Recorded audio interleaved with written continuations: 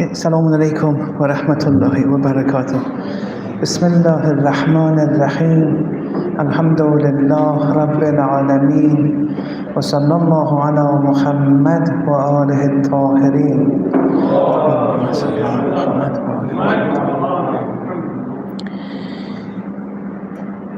Sometimes it may be very difficult to grasp this idea that our understanding of the Quran and the Quranic truths is evolving.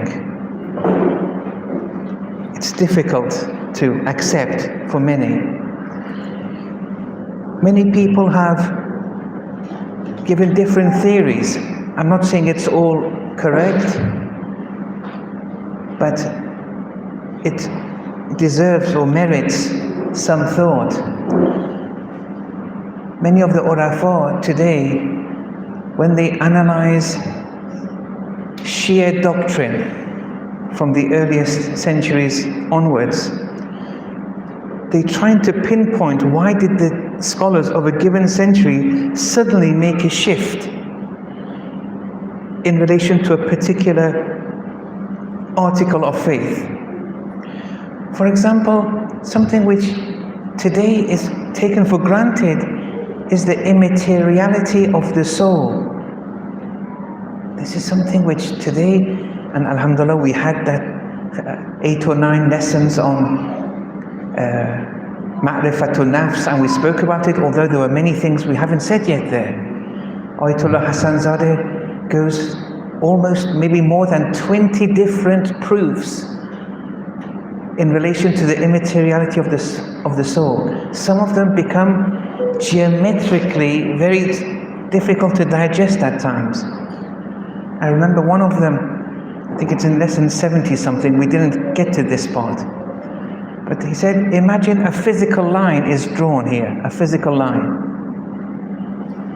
And I have a ruler in my hand.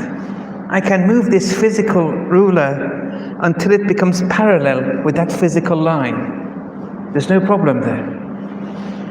But it says, if I draw or conceive of a physical line in my mind, however and whatever and however much I want, I will never make. It's not possible. It's impossible to make that line which I've conceived in my mind to become parallel with the physical line. Look at I gave this example because of the details that one goes into to prove the immateriality of the soul. So however that line in your mind, however way you move, it will never become parallel to a physical line. The point was the earliest scholars in between the 3rd and 5th century, even the likes of Sheikh Mufid, they didn't accept the immateriality of the soul. And even those of later centuries, very well-known figures, they haven't accepted it. Although more and more people did accept it over time, but even today, even in Qom, there are a group of theologians who don't accept the immateriality of the soul. They say it's physical, but it's latif. Not like this physical, another kind of physical.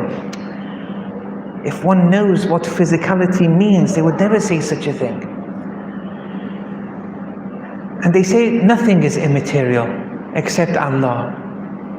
And then you say to them, what are the mental concepts, your dreams? No, it's physical, but it's latif.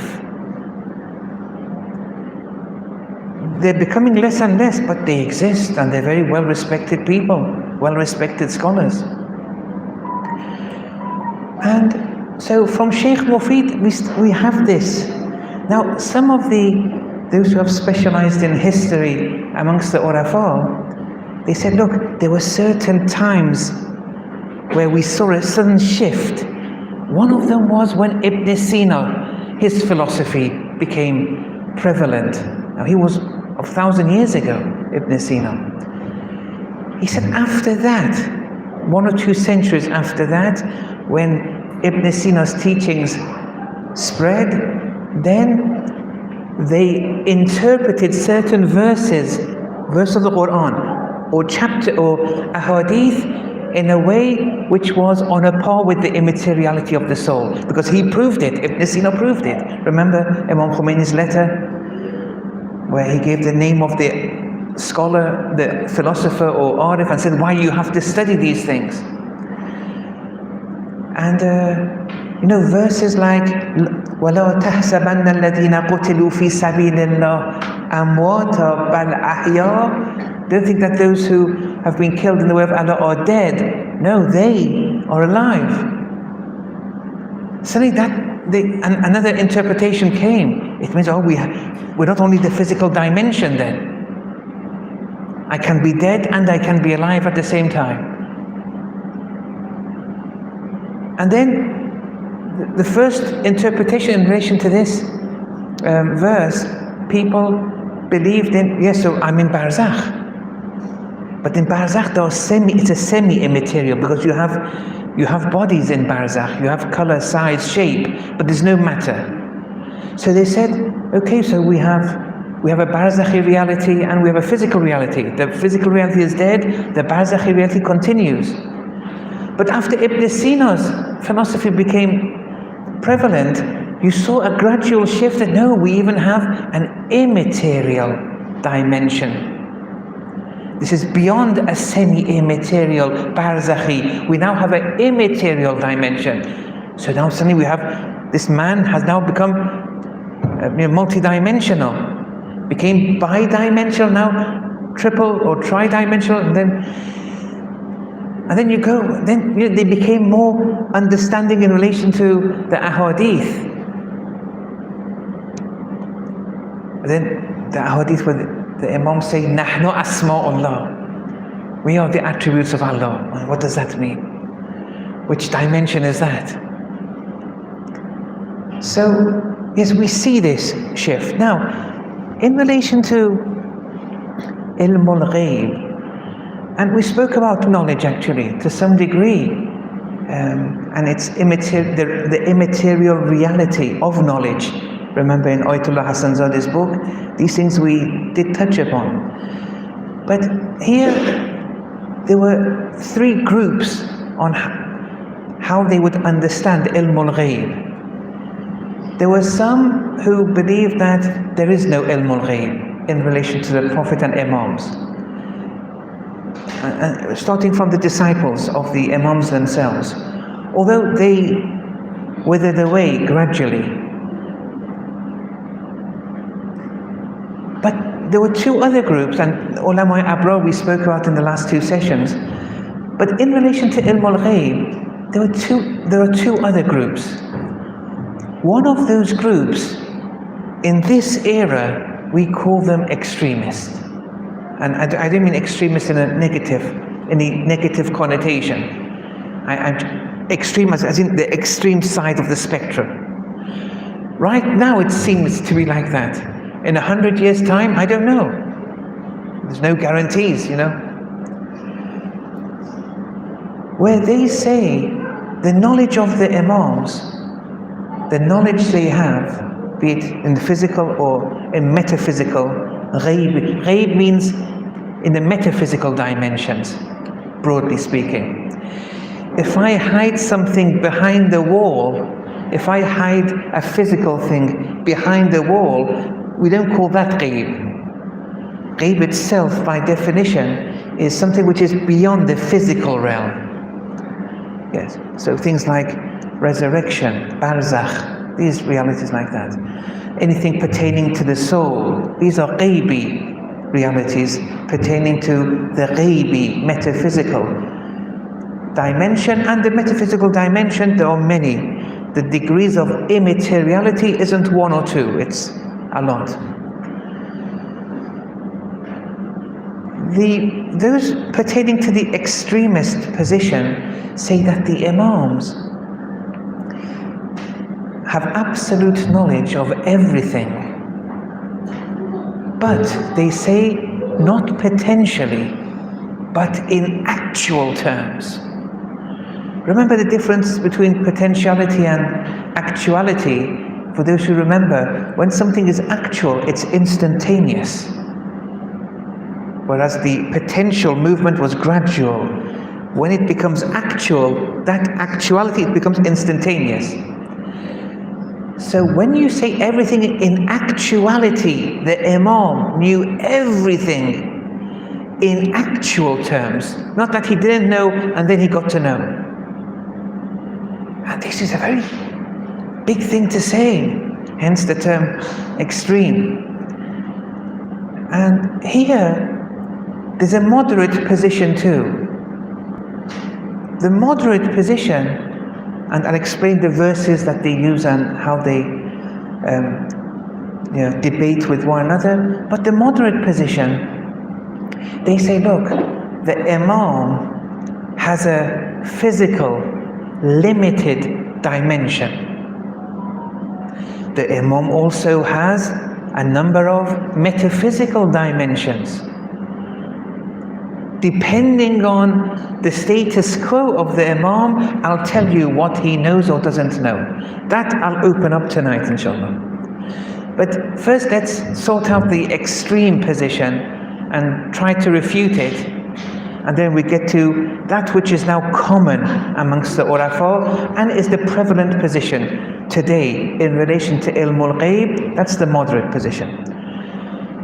So, here, this is the extremist position. The Imam has limitless Ilmul Ghaib with respect to everything. So nothing in actual terms is concealed from him, any dimension of him. And because of this limitless nature, they say so his knowledge can't increase. Because when your knowledge increases, you can't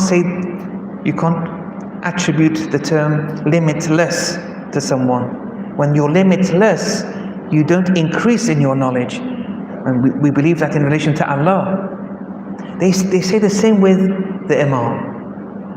They have limitless knowledge, so their knowledge cannot increase or change. Why? Because it's infinite.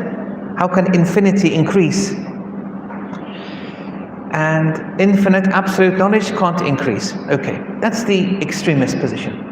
Now, this, we can refute this by verses of the Holy Quran.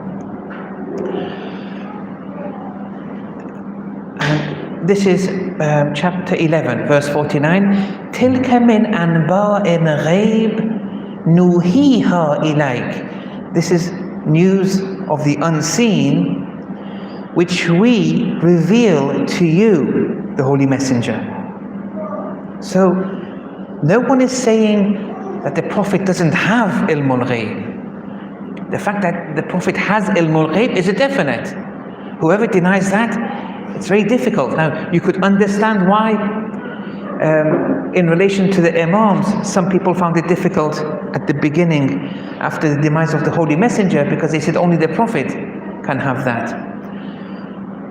But there are a very select few who, even in relation to the Prophet, they put some doubt, but they're almost non-existent. So the Prophet, as a human being of a high caliber, he does receive Ilmul Ghaib. مَا كُنْتَ تَعْلَمُهَا أَنْتَ وَلَا قَوْمُكَ مِنْ قَبْلِ هَذَا. So we reveal it to you, Ilmul Ghaib. You didn't know about it. The Holy Messenger, he didn't know about it. Neither you nor your people. We told you and then you got to know. Yes, it's Ilmul Ghaib we gave you, but you didn't know. So this very idea of not knowing and then knowing, they say, look, so this extreme position of absolutely knowing everything in actual terms, this goes against this. Or for example, another verse, وَمِمَّنْ حَوْلَكُمْ مِنَ الْأَعْرَابِ مُنَافِقُونَ وَمِنْ أَهْلِ الْمَدِينَةِ. That amongst you there were those Bedouins and people from Medina who were hypocrites. maradu ala nifaq, and they were accustomed to hypocrisy. Again, the operative clause, la ta'lamuhum, you don't know them. Nahnu, we, na'lamuhu, we know them. And if we tell you, then you get to know, but you didn't know. You see, here, what are we trying to refute here? The idea that moment to moment, the Imam or the Prophet, well, here it's the Prophet moment to moment knew, had knowledge, infinite, limitlessly. This goes against these verses of the Quran. That should be evident now.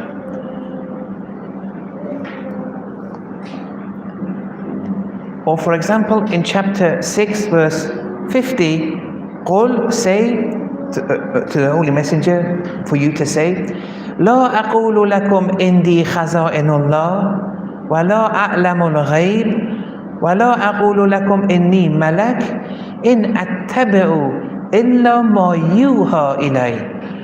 So I don't tell you, O people, the Prophet saying, that the depositories of Allah are not before me. The depository of Allah's knowledge, power, sustenance, these attributes of Allah is not before me.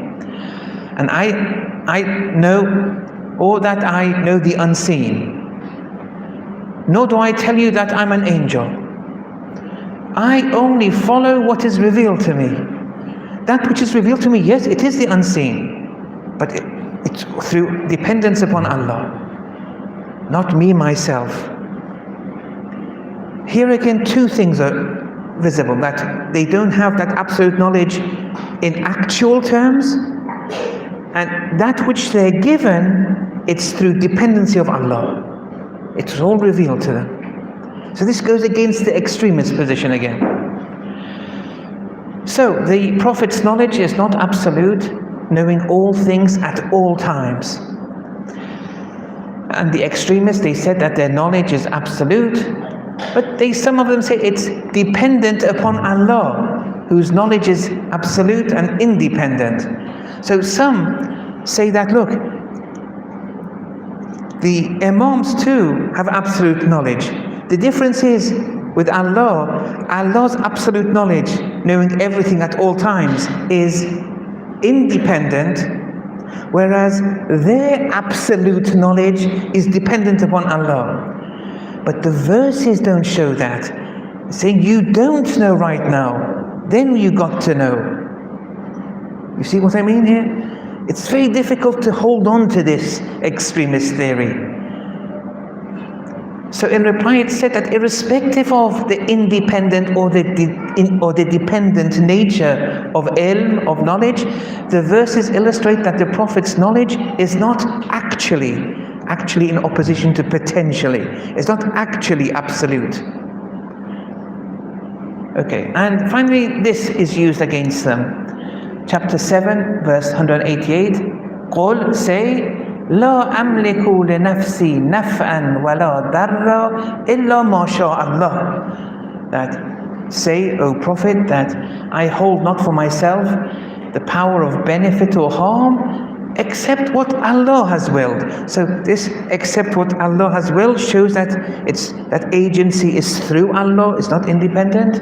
But even then, when it's dependent on Allah, it continues, وَلَوْ كُنْتُ أَعْلَمُ الْغَيْبِ, and if I knew the unseen, if I knew it, لَاسْتَكْثَرْتُ مِنَ الْخَيْرِ وَمَا مَسَّنِيَ السُّوءُ, then I would have acquired much wealth. No harm would have affected me. But we have stories of the Holy Prophet where his camel was lost. Where's my camel? Where is it? Look, he says, I don't know anything except through Allah. If I knew the unseen, harm wouldn't have come my way. I would have acquired a lot of wealth. So then the stories where he's lost something, the Holy Prophet had, or he's been injured. You see? This shows that the limited nature here. We understand that the extremist position doesn't hold. However, this extremist position, so have that story of the camel and everything, and that verse in your mind. We'll come to it later. So why did the extremists, where did they get their energy from, so to speak, to say what they say? They say, well, this is also from the Quran. All these, we also have ahadith too, even more so. But I'm just bringing the Quranic verses for now.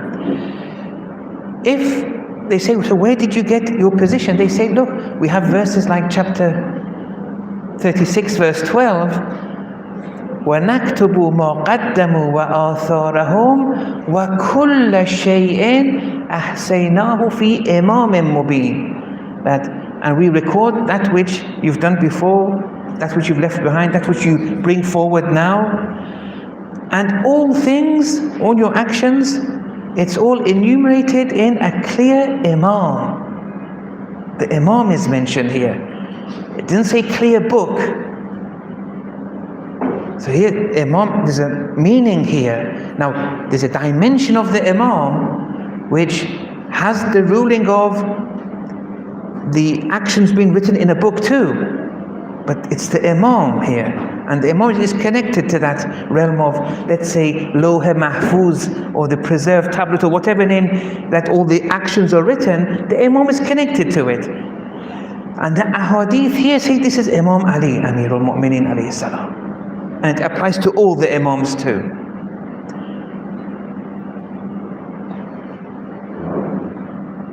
So when the extremists use this, and it's a good point they mention. Another thing they use is قُلْ كَفَى بِاللَّهِ شَهِيدًا بَيْنِي وَبَيْنَكُمْ وَمَنْ إِنْدَهُ إِلْمُ الْكِتَابِ. Say, O Prophet, sufficient is Allah as a witness between me and you, and the witness of whoever has knowledge of the book.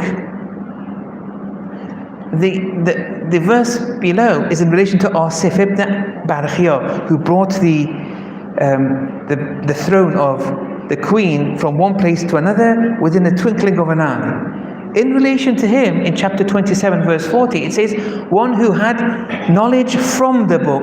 Min al-kitab, min denotes partiality. So some knowledge of the book Asif ibn Barkhia had, look what he did.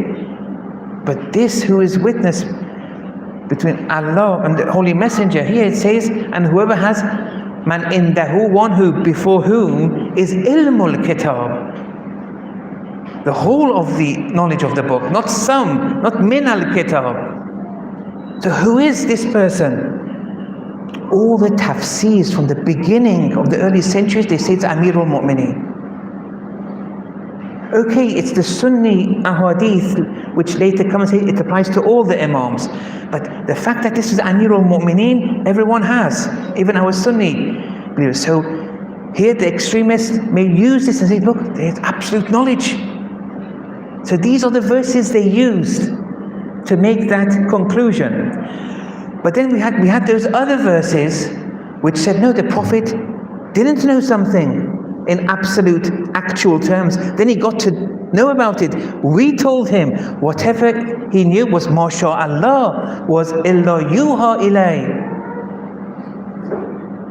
So these are two, it seems to be incompatible, these two sets of verses of the Quran. It seems to be. And in the ahadith, if I wanted to go through both sets of the, where the limited nature of knowledge shown and illustrated in the ahadith in relation to the Imams, and an absolute sense, a limitless sense of knowledge attributed to the Imams, in the ahadith there are plenty, much more, but they all have their roots in the Quran though. So what happens when you have these two different sets of verses? The extremists, they made a conclusion. It was an easy way out.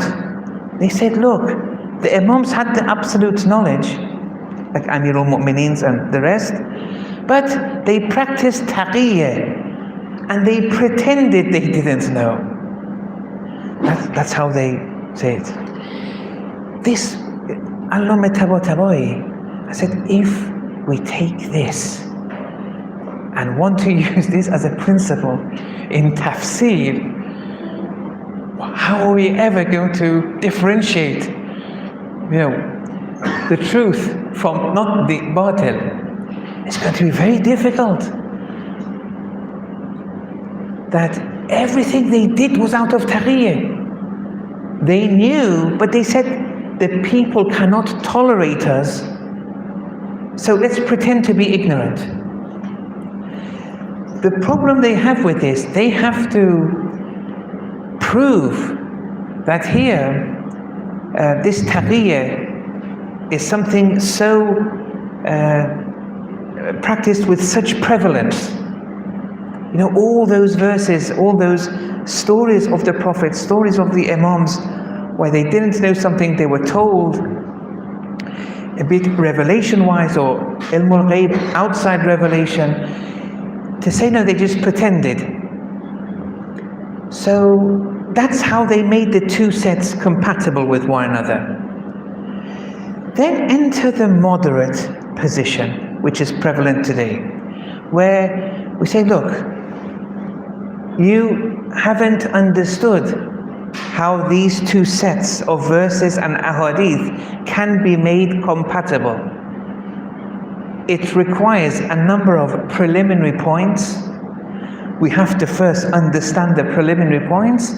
After understanding that, then we can understand how these two sets can be made compatible. And the Imam, at the same time that he has access to all knowledge, at the same time it's possible that he doesn't know something. That's the claim. This is the moderate position now. So they're not saying the Imam has absolute knowledge at all times in actual terms. Yes, they didn't know certain things, but at the same time they didn't know certain things, they had access to all knowledge. How is that going to be made compatible with one another?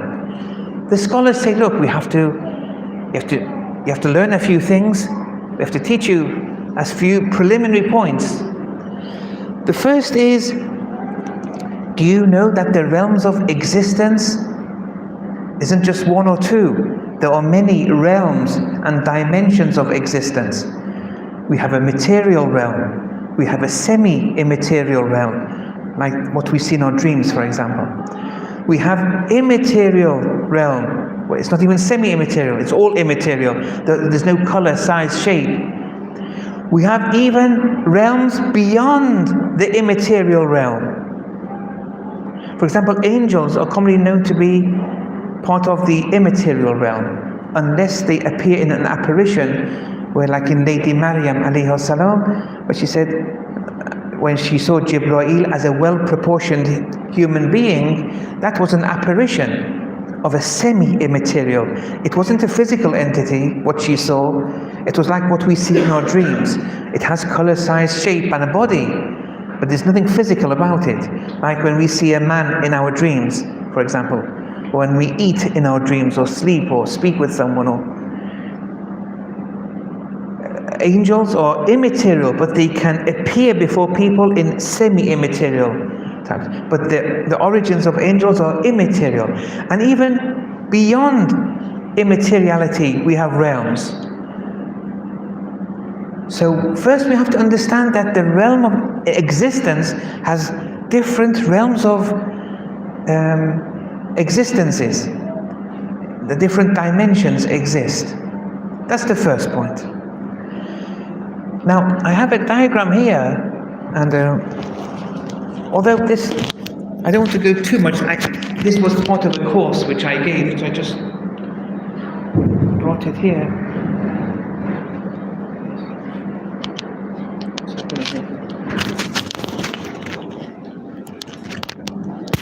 So here, just to explain that, here, this is the physical realm which we're in. The relation, there are many other realms at the same time, but they're immaterial, we don't see it. You can even see it's right here, but it's the batin of this physical realm. And the first batin of this physical realm, they call it the mithali realm, or the semi-immaterial realm, and they call it the malakut too. different names, philosophical names or Irfani jargon. And whatever happens in this physical realm, before happening, its cause is in the Malakuti realm. They call it the descending arch of existence. So things which happen here, it happened, Allah knew about it. Allah, pure existence, or in His knowledge, which is this, everything above here are immutable. They're never created. It's nothing to do with creation. They work since pre-eternity. Here, in Allah's knowledge, He knew everything which was going to happen. But that's beyond immaterial realm, Allah's knowledge. That Allah's knowledge wants to now manifest, descend. It descends first in immaterial terms, then semi-immaterial terms, and then material terms. So everything which is happening here existed pre-eternally in Allah's knowledge. And from that realm to this realm, you undergo manifestation after manifestation. So when things happen here, everything which happens here, it happened here, in one realm, in this realm, it was in Allah's knowledge. Now, if you've understood nothing what I've said, let me just give you an analogy. Imagine an architect. An architect has the knowledge, the abstract knowledge of architecture. Okay, it's abstract. He's learnt it. He has it. And then with that abstract knowledge, he conceives of mental pictures of a house in his mind. So from that immaterial abstract knowledge, it descended, manifested one level down to what? Lines, but the mental picture of the house, how it's going to be. Then it came on a piece of paper, and then it was built. You see, different layers. But naturally, with the architect, that knowledge of his isn't encompassing, for example, the physical house that he built. That was just an analogy to show you the descending manifestation from one realm to the lower realm, and here, whatever realm. So this Malakuti realm, or the semi-immaterial realm, in the descending arch arc of existence, has the role of a cause in relation to this realm. This is an effect of that cause. And the immaterial realm is a cause of the Malakuti realm. And so on and so forth. So everything which is happening here, Allah knew since pre-eternity. And just in case someone will say, what about free will? There's always that waswas. Some people have this waswas on free will. Say, what about our free will? No, don't worry. Allah knew since pre-eternity that you with your free will do this or that. And that which Allah knew since pre-eternity is going to happen. This we call the justice of Allah. That which Allah knew from pre-eternity, for it to be materialized in this realm through these dimensions, the actualization of all this is on a par with the justice of Allah. Allah is just. What He knew, it's all going to happen. If it doesn't, it would go against, it would be a deficiency attributed to Allah. So, this is the first thing we have to understand. It's ontology. We have to understand the realms of existence. You know, we're not only us in this physical realm, and there's nothing outside there. The second premise or preliminary thing we have to learn is that man is also multidimensional. And this is where Ibn Sina's philosophy, Suhrawardi's, Ibn Arabi, Mullah Sadra, over the centuries, these milestones came, and then you saw the scholars shift. They didn't believe in immateriality of the soul, now they believe in the immateriality of the soul. They didn't believe in this, now they do. That man is multidimensional. These realms of existence, man can gain access to all of them. The fact that me and you only have access to the material realm and the barzakhi realm in our sleep, for example, what we see, Do you have access to your immaterial realm? Have you ever had access to your immaterial realm? Usually not. And animals don't. And we, if we are on a par with animals, we don't have access to our immaterial dimension. Have you seen an angel, for example? Have you been inspired by an angel? The Quran says, إِنَّ الَّذِينَ قَالُوا رَبُّنَا اللَّهُ ثُمَّ اسْتَقَامُوا تَتَنَزَّلُ عَلَيْهِمُ الْمَلَائِكَةُ. Those who say, our Lord is Allah. And ثُمَّ اسْتَقَامُوا, and they act. So they have Tawheed, Aqa'id, and they act upon that Tawheed. Angels descend upon them. So with action and Aqa'id, you can gain access even to your immaterial dimension. Angels can appear before you. Sometimes you may see an angel appearing before you in the form of a scholar. You may have a dream of, let's say, Ayatollah Bahjat. He woke you up for Salatul Fajr. That's an angel who woke you up. But you weren't ready to see the angel. The heart can't see the immaterial angel. Your readiness wasn't there. But you saw that immaterial angel manifest in the form of Ayatollah Bahjat, who woke you up for Salatul Fajr, for example. Most of us have seen that. But it's the semi-immaterial realm though. So here, man can also gain access to the immaterial realm. Now the immaterial realm, there are no limits there now. It's purely immaterial. It doesn't know of time, space. You have access to many things. They say the preserved tablet, Lawh Mahfuz, is pertaining to this realm. Where something written, if you gain access to it, in this realm, since it's unchangeable, you know something is going to happen, no matter what. Like with Imam Hussein and Karbala, he had access, for example, to what was to be, and it was unchangeable, but he did his duty. That doesn't distance one to execute one's duty. But he knew this was going to happen. Amirul Mu'mineen knew that tonight I'm going to be struck. This can't be changed. Sometimes you gain access to knowledge, or in the semi-immaterial realm, that can be changeable. But in the immaterial realm, it can't be changed.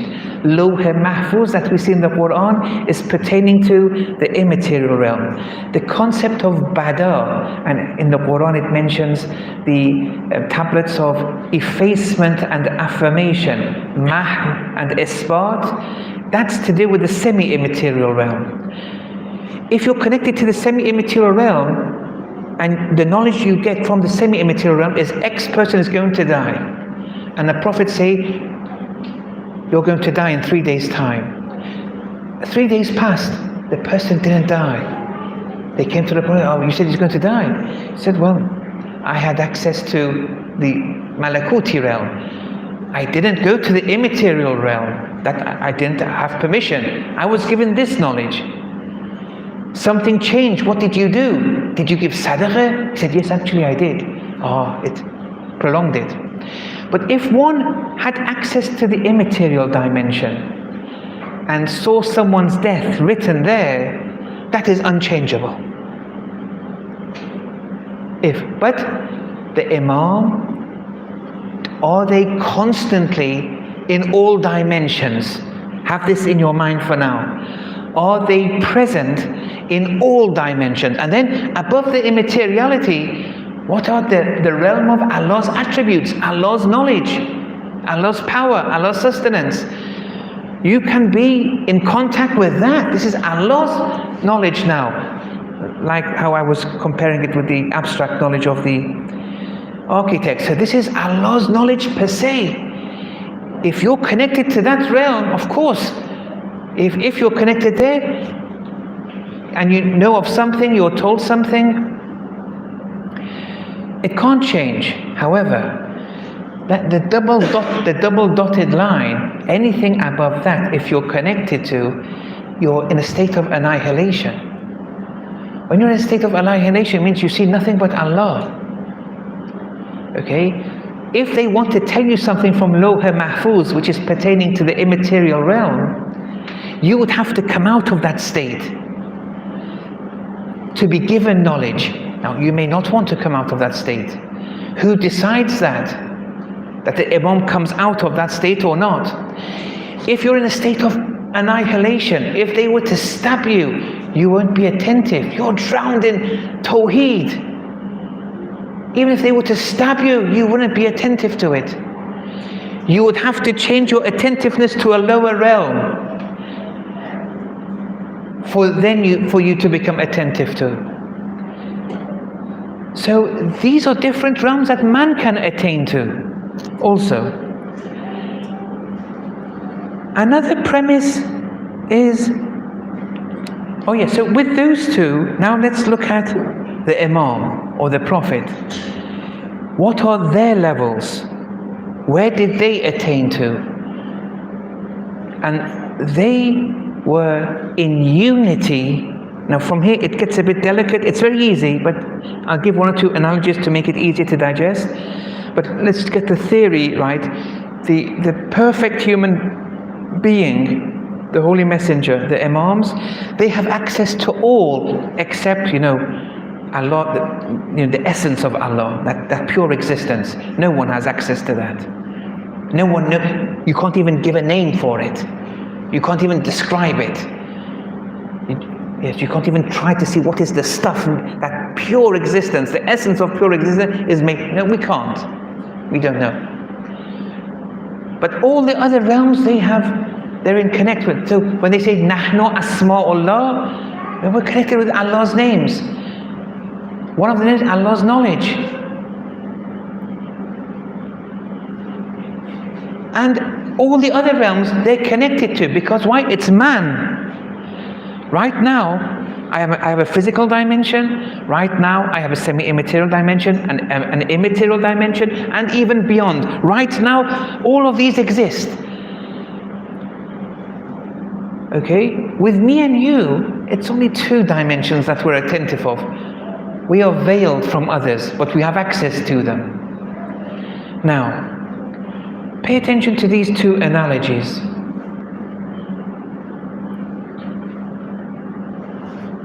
Sometimes someone is hungry. Hunger. This experience of hunger is a state which is present within the individual, and they're tasting it. They know what hunger is. It's not a mental concept of hunger. It's hunger. It's present before them. Okay? It's not something physical. The state of hunger is experienced within the person, within the I, within me. And I say, I'm hungry. For example, in the month of Ramadan, for example. You get hungry. Now in the month of Ramadan, let's say you are now watching television, or you are studying, or you're preoccupied with an intellectual activity of some sort. Okay? And then you get preoccupied with it. It may be mathematics, it may be this, whatever. Is the hunger still in you or not? What do you think? Someone said yes there. Was a child. Did I hear correctly? A child said yes. Yes. This is all fitri. Even a child understands. Look. So you're hungry right now. Look, it's not a trick question. It's very easy. Just go back to your own common sense. You're hungry right now. And then you go to work. You intellectually preoccupy yourself with something. Now, be it television or work or whatever. Then you forget, or you become oblivious to ghafla. You become oblivious to your hunger because you're preoccupied with another higher reality of your soul, intellect, for example. But the question is the hunger still there or not? Yes, it is. It is. But you are oblivious to the hunger because you're now preoccupied with a higher realm. Not that the hunger you don't have attention. If in that higher realm, when you're watching television or studying or working, if someone was to say to you, Faroukh, are you hungry? I would say, wait a minute, let me just come out of what I'm doing. Yes, actually I am. Because I was oblivious to the hunger, because I was drowned in the work. I had to then re-divert my attentiveness to the question. If that person wouldn't ask me the question, are you hungry? For hours and hours, I would have been oblivious to that hunger. But the hunger was something present before me. I was always in unity with the hunger. And now I'm in unity with an intellectual activity. I'm in unity with two different states. But when I'm preoccupied with the higher state, I become oblivious to this. But if, for whatever reason, I now want to know if I'm hungry or not, no problem. Let me just divert my senses to this dimension. You see?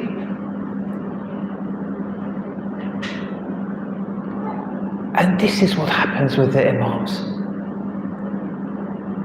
One other analogy, let me go. I may have given this in Zanzibar, I'm not sure. Sometimes someone has leg pain and they're in hospital. And at night, they're alone and the leg pain is hurting them a lot. They're very attentive to the leg pain. And they're alone, there's no one there. But during the day, when the nurses come, family, friends during the day come, and the activity during the day, the hustle and bustle of the hospital and everything, I forget my pain. I'm not attentive to it. Okay? And when the doctor comes and says, are you in pain? I have to think a bit. I was so preoccupied with other things. For example, my family members, my friends are here, I forgot about the pain. So I have to just re-divert and then say, wait, yes, actually I have a pain here, right now. I'm actually tasting the pain right now. But I was preoccupied with the family and friends. When night approaches again and all the preoccupations go, my attentiveness is to the pain again. During the day, the pain was there. I was oblivious to the pain. Not that the pain wasn't there. And to get rid of the obliviousness, I would just have to re-divert my attentiveness. Now, in one lecture, this was the best I can do to explain this important concept. The moderate position says, look, brothers, extremists, not in a negative way, but, look, you didn't understand these two sets of verses of the Quran. Some verse of the Quran says all the ilm al-kitab is you're connected with Allah's knowledge. Okay? Some verses say that the Prophet didn't know, the Imam didn't know. Instead of saying they did taqiyyah all the time, all their lives, we could have made this compatible in a very easy way. That when the Imam is preoccupied in the physical realm, and he would say that every time I'm in a majlis, I say istighfar 70 times. The Holy Messenger said this. I would say istighfar 70 times every time I'm in a majlis with people. Because it's that being distanced from Allah, it hurts them. Because now they have to do the work of the people and do what they want. When they're preoccupied in this realm with these kind of things, they are connected with ilm al-kitab. It's a dimension of their soul. They're maximum manifestations of Allah's attributes. They're connected with all these realms, but they're oblivious to it. And they won't go towards it unless Allah orders them. Illa ma sha Allah. Because they don't have egos to say, oh, I want to know knowledge of this person, see whether they are heavenly or non-heavenly. Let me go and find out in Lawh Mahfuz. That's an ego thing. They don't think like me and you. Their self-will is annihilated in Allah's will. Allah is Mukhtar. We have traditions that they only know when Allah wants them to know, not out of their own doing. So when their duty is to do something in the physical realm, they are occupied in this realm. They have access, they're in unity with Lawh Mahfuz and beyond the Lawh Mahfuz. But they haven't diverted their attentiveness to those realms unless Allah orders them. So the Prophet says, I've lost my camel. Where's my camel? Who's taken my camel, for example? Yes. Because he was living with Numan, Ana basharu mislukum, I'm a person like you. Then they were mocking him. Oh, he can't find his own camel, and now the angels are coming. He says he knows this or that. Here, religion was under attack, was being mocked. The instruction came from Allah. He said, go and find it. It's in this address, this square meters area. He gave the exact address just to put people in their place. See, when he wanted to know, he would get to know. But when Allah would give him permission. The other way around, sometimes they are annihilated in Allah. Even if you were to stab them, they would not know. If you were to strike them with a sword, if they're in a state of annihilation, they would not know that they've been stabbed. They would have to come out of that state, then they realize they've been struck with a sword. And when they're in that state of annihilation, actually they don't want to.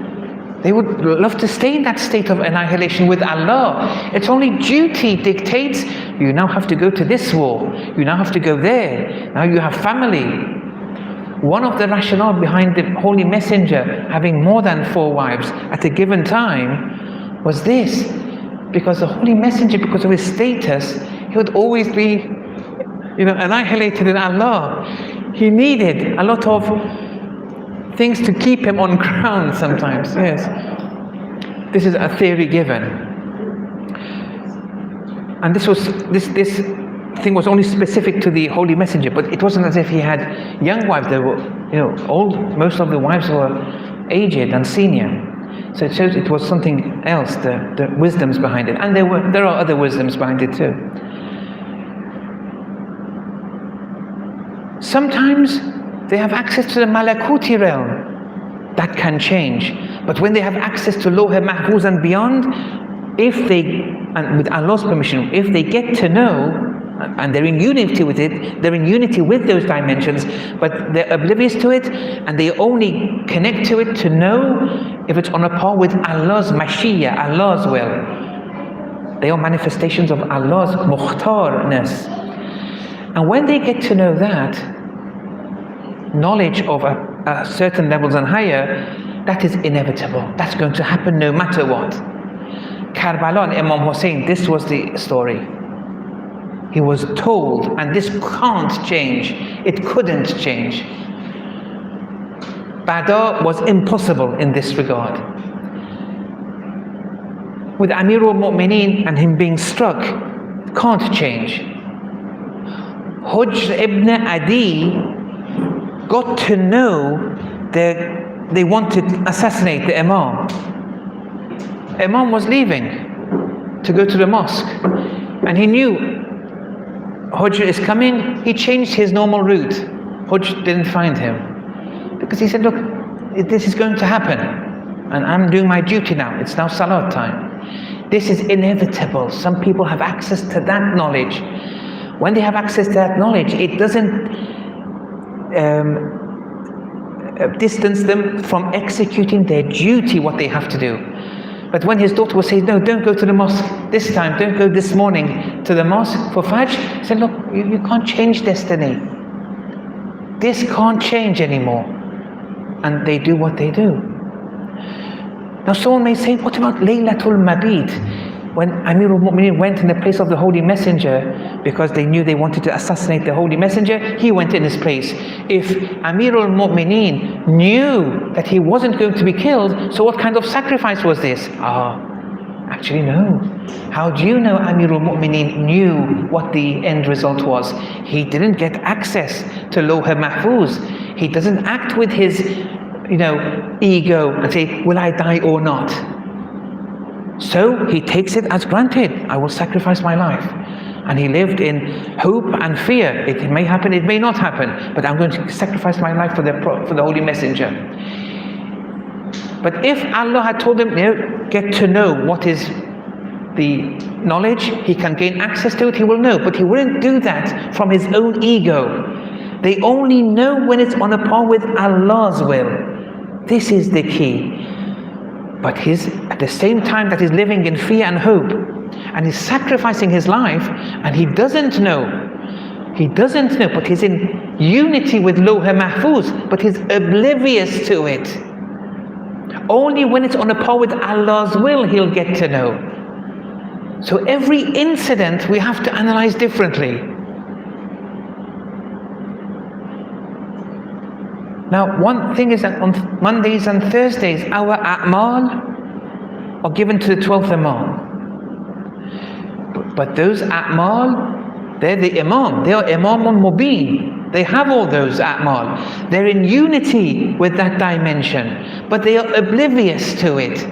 But on certain times of the week, there is an attentiveness they have in relation to our a'mal, and we have to kind of try and have some embarrassment before them on Monday and Thursday, especially on all days, but especially here. It's like passing an exam or doing an exam. Although the seeing of a'mal, inshallah, we'll speak on a different occasion, because I want to go through certain hadith in that regard. Okay, so with your permission, I'll end there, and we'll go through a bit of dhikr musibat, and then we'll finish, inshallah.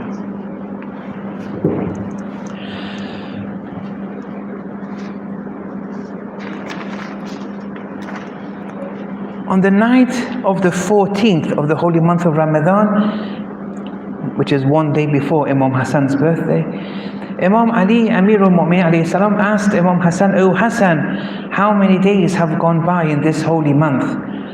Hassan alayhi salam replied, 13 days. Amirul Mu'mineen then asked Hussein, "How many days left, son?" Imam Hussein replied, 17 days. Then Imam Ali alayhi salam grasped his beard and said, "Wallahi la yakhdibuha bidamiha idhan ba'atha ashqaha." Verily by Allah, when the most wretched of the ummah rises up, my beard will be colored with its blood. After the Nahrawan war, the Kharijites had decided in their assemblies that Ali, Muawiyah and Amr ibn As, who was a commander to Muawiyah, they must be assassinated. And it was decided that Ibn Muljam would assassinate Amirul Mu'mineen, Hajjaj ibn Abdullah would assassinate Muawiyah, and Amr ibn Bakr would assassinate Amr ibn As. Hajjaj didn't succeed to kill Muawiyah, only struck his thigh with his sword, and Muawiyah recovered. Ibn Bakr also failed, because the Attorney General of Egypt went to the mosque that day as Amr ibn As's representative. So they then decided that let's change the dates, and on the 19th we'll go ahead and continue with our plans. In relation to Ibn Muljam, he had arrived in Kufa. He first paid a visit to one of the Kharijite comrades. His eyes fell on this comrade's daughter, Quttam, and he was attracted to her. Ibn Muljam offered to take her hand in marriage. Quttam's father and brother were killed in the Nahrawan war, so she had this sense of revenge against Amirul Mu'mineen. She accepted Ibn Muljam's offer of marriage with the following conditions: 3,000 silver dirhams, a male and a female slave, and fourth, to assassinate Amirul Mu'mineen. Ibn Muljam, on hearing the fourth prerequisite of Quttam, disclosed the reason for his coming in the first place. They were wholly compatible with one another. Since Quttam's father was the head of a tribe, Quttam had contacts and was able to accumulate some people to assist Ibn Muljam in this cause. And Ibn Muljam had asked Shabib ibn Najra to accompany him in this assassination. On the night of the 19th, Quttam had started her i'tikaf in the mosque of Kufa from the night of the 14th and 15th. So from the night of the 14th and 15th, she was here, she was at the mosque and she started her i'tikaf. On the 19th, the night of the 19th, she would meet up with the allies of Ibn Muljam one by one, arousing them, brainwashing them, clothing them, enhancing their focus and motivation.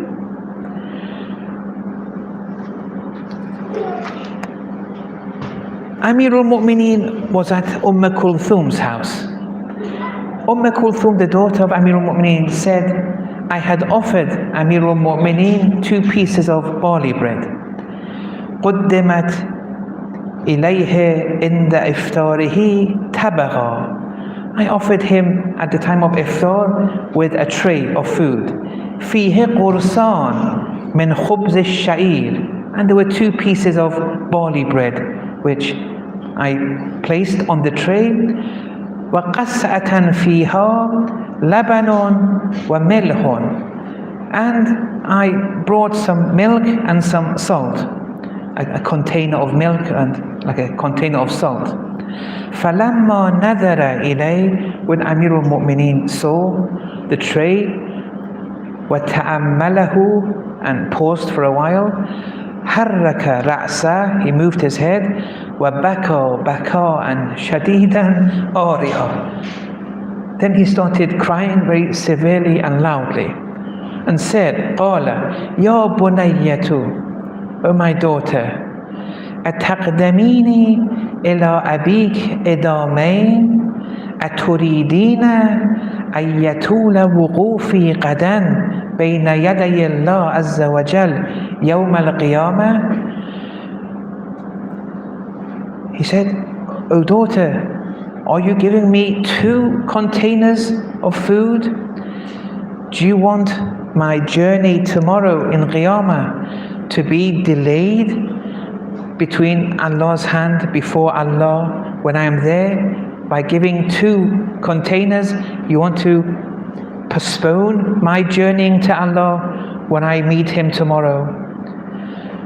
Ya bunayyato ما من رجل طاب مطعمه ومشربه وملبسه إلا طال وقوفه بين يدي الله يوم القيامة.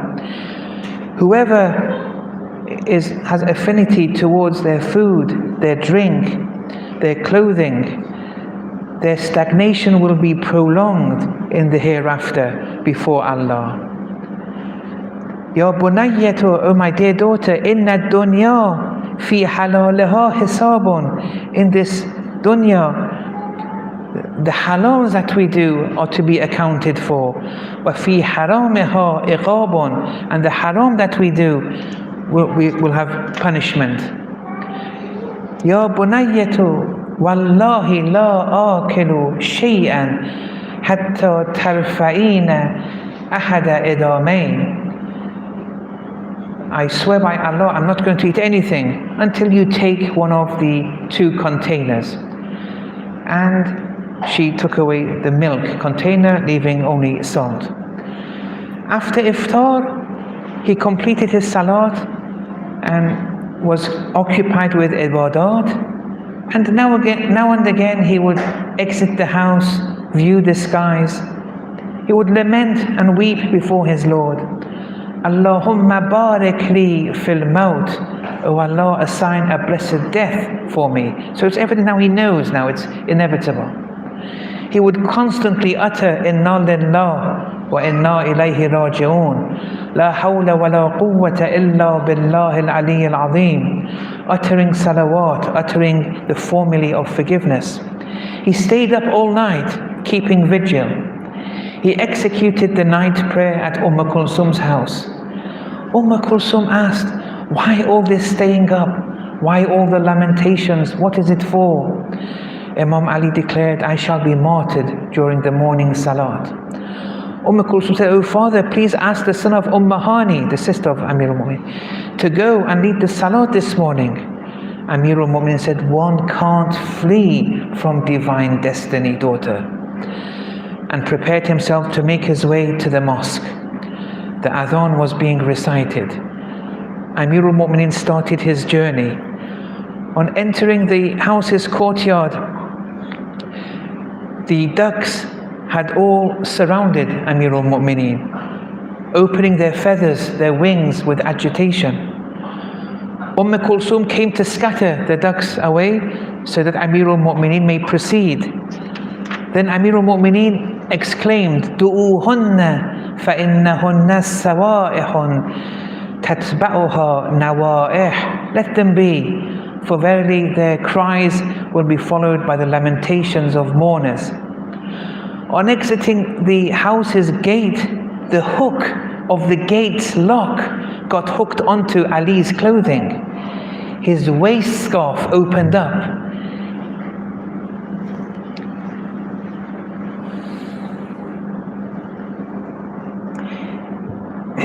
He tightened the scarf around his waist and read and uttered this to himself.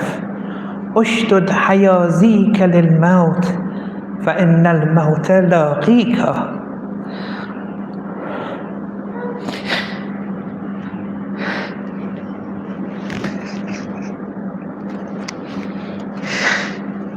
ولا تجزع من الموت إذا حل بناديك ولا تغتر بالدهر وإن كان يوافيك كما أضحكك الدهر كذاك الدهر يبكيك. Fasten that which is protecting you, meaning the scarf and the belt and the buttons, and be prepared for death, for verily death is but to encounter you. Don't complain of death when it comes and calls upon you. Don't be arrogant with respect to life, albeit in complete accordance with you, for this life leads you to cry in the same way it brings you to laughter. On hearing these words, Kulthum, who was behind his father, started crying. He said, oh Allah, help me, oh father. Ali alayhi salam enters the mosque and the lights were out. He lit some candles and recited his Fajr Nafilah. He then recited the adhan. He entered the courtyard and said, As-salat, as-salat, loudly. Ibn Muljam, although awake, made it seem as if he was sleeping in the courtyard. He covered his sword up, stomach to the ground. Amir al-Mu'minin approached him and said, don't sleep like this. It's Shaitan's way.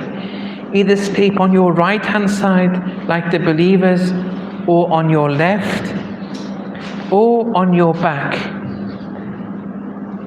like the prophets. Amir al-Mu'minin then told him, you bear an intention that would lead the heavens to be cleft asunder and the mountains destroyed. I know what you're covering up. On saying this, he made his way back to the mosque towards the mihrab and started his salat. Ibn Muljam paid no heed to these divine words. He sat behind the nearest column to the mihrab. Shabib and Wardan, one of Quttam's men, positioned themselves in different corners of the mosque. And after coming up from the sajda position of the first unit of the Fajr prayer, Shabib made his move, and on his attempt to kill Ali, his sword got stuck to the wall of the mihrab. On seeing this, Ibn Muljam attacked and managed to slow Ali on his head. Amir al-Mu'minin then exclaimed, Bismillahi wa billah wa ala millati Rasulillah fuztu wa rabbil Ka'bah. Wa sallallahu ala Muhammad wa ala ta'ala.